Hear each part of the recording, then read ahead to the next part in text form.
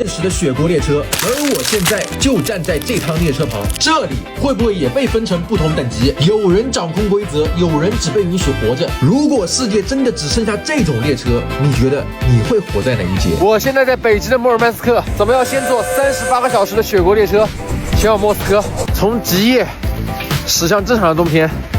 跟着我的视角，一起看一下俄罗斯的雪国列车到底是怎么样的。眼前的就是摩尔曼斯克的火车站。非常漂亮的城堡，往前走应该就是候车室了。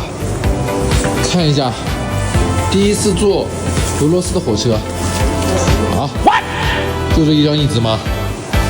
不可能吧？哦，原来里面别有洞天。虽然不大，但是游客也不多。好暖和呀，里面，外面冻死了。家人们，在候车室又碰到一对情侣，然后我们聊了很多，俄罗斯人真的非常好。终于要登上雪国列车了，我激动的心已经按捺不已。上车是电子票加护照一起检查，我是36号车厢，我们找一下，和他们一起。兄弟们，我们把包放上去。3等卧铺546元，跟国内比怎么样？这就是我的床位了。因为我们几个人只买到1张火车票，所以说只有我一个人坐火车去莫斯科。然后小石和呵呵还有其他几个小伙伴，他们是坐飞机去莫斯科。给你们看一下我在火车上这38个小时买了点什么东西吃啊？这几个鸡蛋，还有这个肉饼卷是早上吃剩的，一袋饼干，一个列巴，吐司，一瓶大可乐，一个水果沙拉，还有一瓶矿泉水。其实我包里还有很多方便面，但是都是袋装的，我吃不了，我也没有碗。然后超市里吃的东西都巨贵，我舍不得买，所以说这些东西应该也够我这个38个小时吃了。实在不行，咱们就花钱在火车上买。趁现在火车还没发动啊，我就带你们参观一下整个列车的环境。可以看到我背后这边温度是27摄氏度啊，车厢里超级热。右手边是2个座位，这个应该是不用买票的，就是给上面的床位的人坐的。然后右手边一个上铺，这边一个上下铺，这边一个上下铺，贴着我的床，隔壁就是洗手间。咱们晚上起夜尿非常方便。但是我不知道为什么这个马桶里面水是黑的，难道这里是威猛先生？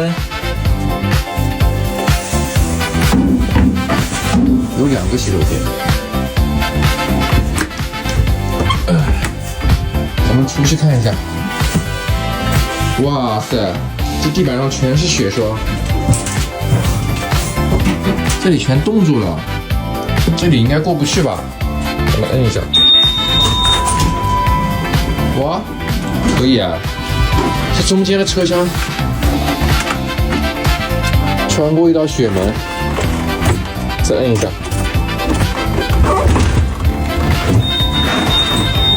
啊，是这样在2个车厢之间来回穿梭的。啊，这边就是一样的发现，但是这节车厢比我那节车厢空多了，感觉就坐了一半的人。每一个床位会给一个毛巾。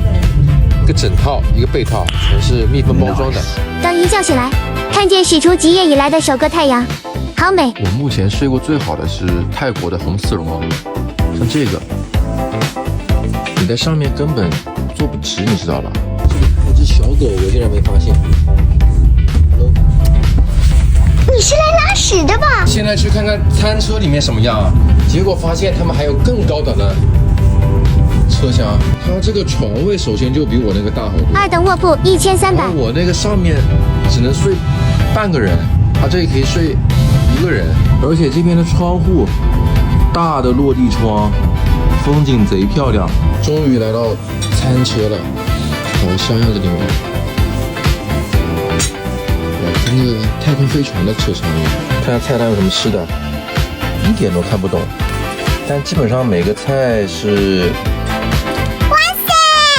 30几到60、70人民币吧。这就是餐车的咖啡机，然后这里有一些马卡龙啊、小饼干之类的，就没有现做的，全是各种啤酒、白兰地啊、伏特加。到了一个不知道什么站，可以停留20分钟。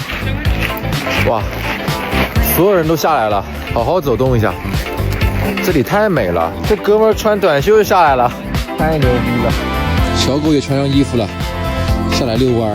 路边还有卖鱼的，然后卖一些咸菜。兄弟们，坐这个火车一直被投喂，要走了还给我3个橘子，昨天给我超多水果，这个美女。然后这边也是各种投喂我。拜拜拜拜。你回去。拜拜。拜拜。巴嘎巴嘎，终于又回到莫斯科了。现在去和小池喝会合，这里竟然还有双层的